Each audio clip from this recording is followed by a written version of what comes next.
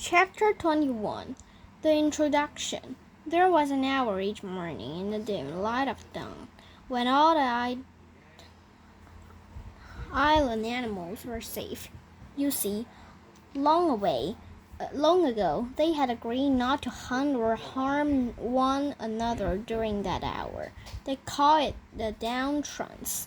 Most mornings, the island residents would gather in a great meadow and spend the hour chatting with friends. Of course, not everyone attended these gatherings. The bears had never made an appearance, and the vultures just circled high above. But on this particular morning, an unusually large group of animals had come out to discuss some important news.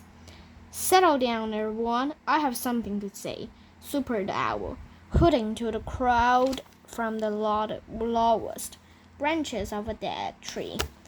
Last night, I saw a mysterious creature right here in the great middle. It seemed to be covered in grass, so I couldn't get a good look at it, but I think it may have been a monster. Looks of concern swept over the crowd.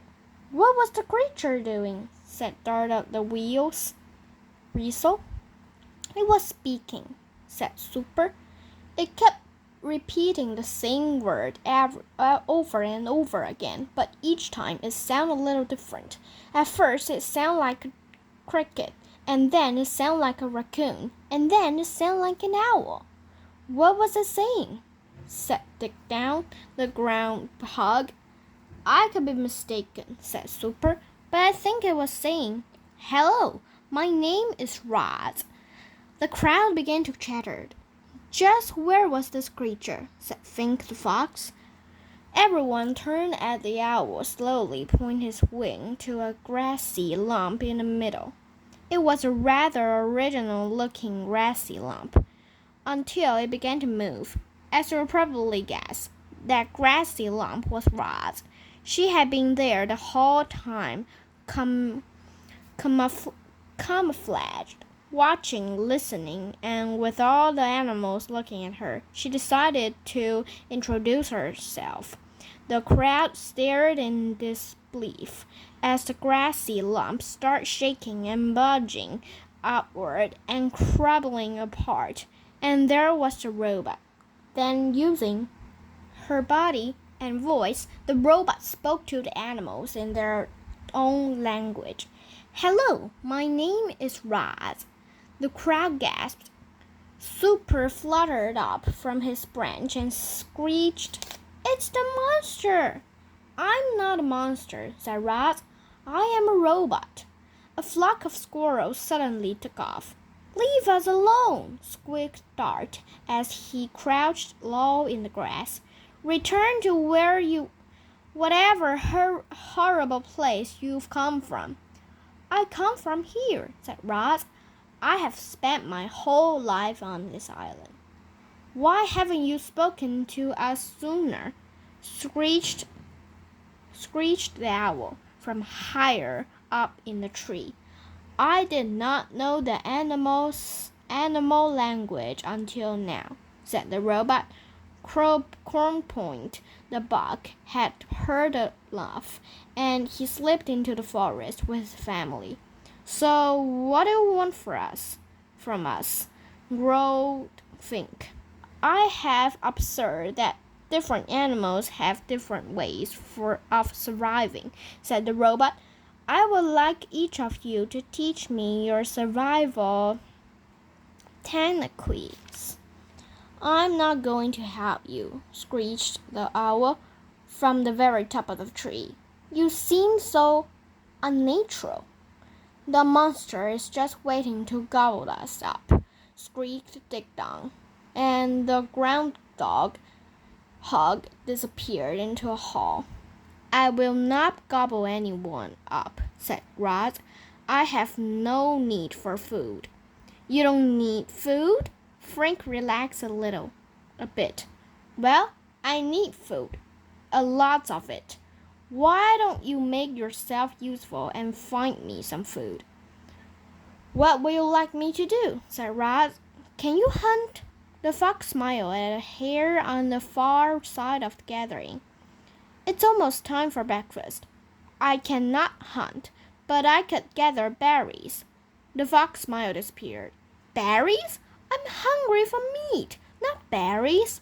Good luck to you, Roz. You're gonna need it." And the fox trotted away. Roz took a look up at the tree, but the owl had gone.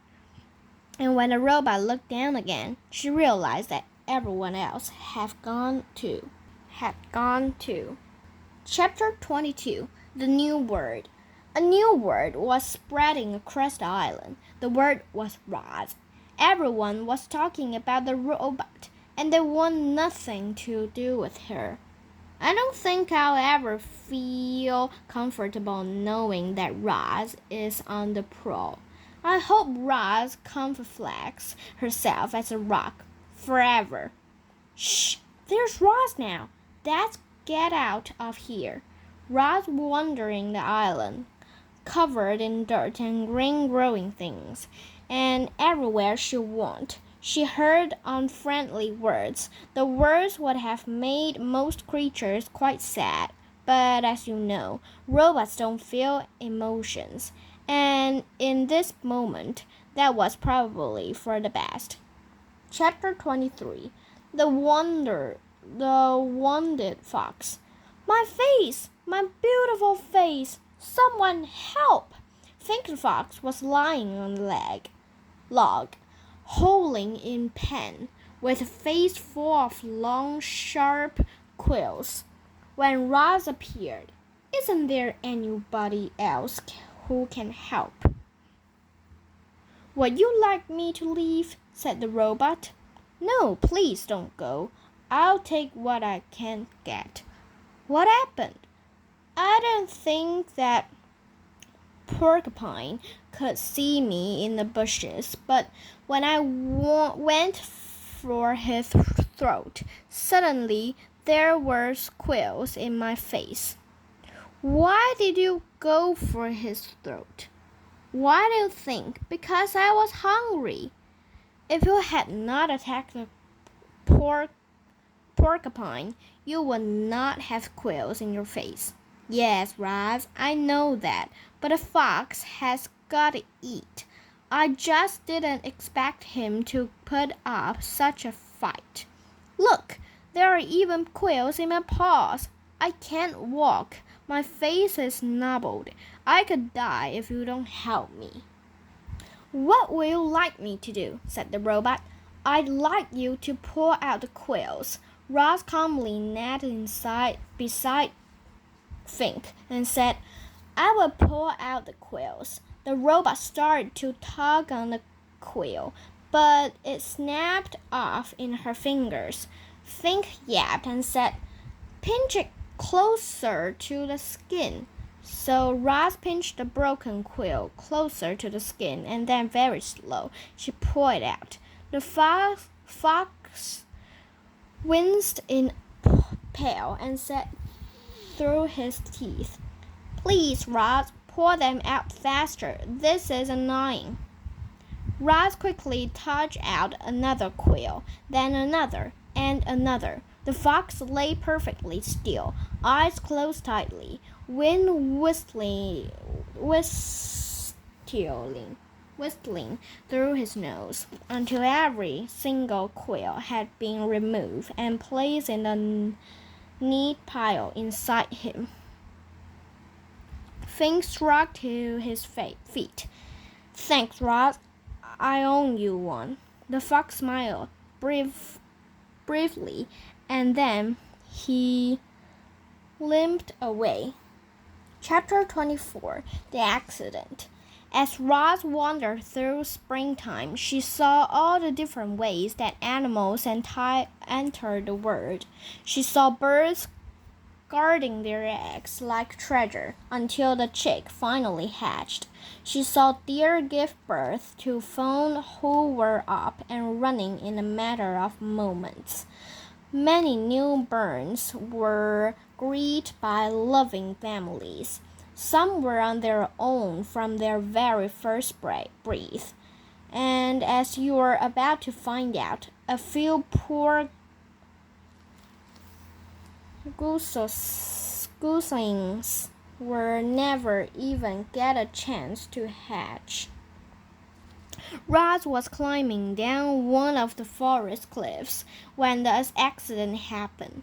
The wind started blowing out of the north, and suddenly clouds were rushing over the island. With the clouds came a spring shower, a downpour actually, and there was our robot, clamping her hands onto a wet block of stone on the side of a cliff, but the block couldn't handle the actual weight, and as the heavy robot hung there, cracks suddenly shot through the stone, and it started breaking apart. Down went the robot plummeted into the treetops below. She crashed through branch after branch before finally hooking an arm around one. Then she dangled it there, gently swinging as rocks roared past her on their way to the forest floor. When the dust settled, rods shimmied down the tree trunk. The ground was littered with broken rocks and splintered wood and pulverized shrubs, and within all that rubbling was a goose nest that had been torn to shreds. 2 dead geese and 4 smashed eggs lay among the carnage. The robot stared at them with her softly glowing eyes, and something clicked deep inside her computer brain. Raj realized she had caused the death of an entire family of geese. Chapter 25, The Egg. As Raj stood in the rain, staring up at those poor, lifeless geese, her sensitive ears detect a faint peaking sound coming from somewhere nearby. She followed the peeps over to a clump of wet leaves on the ground, and when she peeled back the leaves, she discovered a single perfect goose egg sunk in the mud. "Mama, Mama!" peeped a tiny, muffled voice from within the egg. The robot gently cradled the fragile